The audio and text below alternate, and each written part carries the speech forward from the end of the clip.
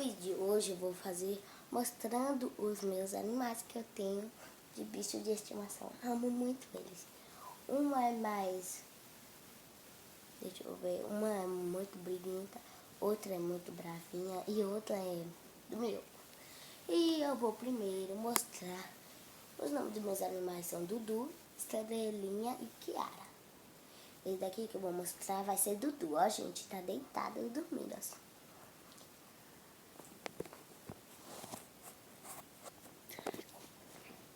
E os meus animais timam.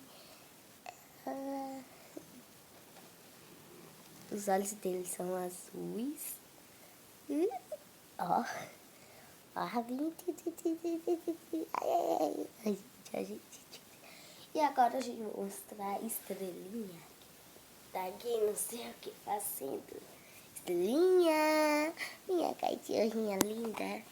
Essa é quase uma preferida minha, porque aqui a outra tem ciúmes, viu, gente?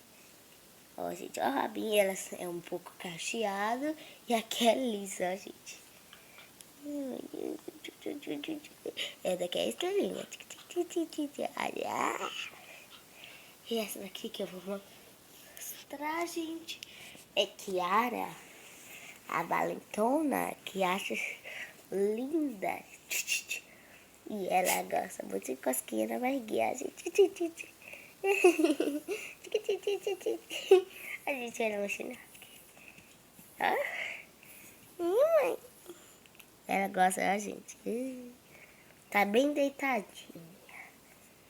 Ó, gente. Então, gente, esse foi o vídeo. Mostrando meus animaizinhos juntos.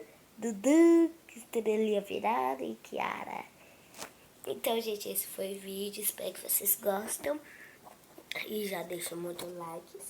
Se inscreva no meu canal. E aperta o sininho da notificação para não perder um vídeo novo. Tchau, beijos.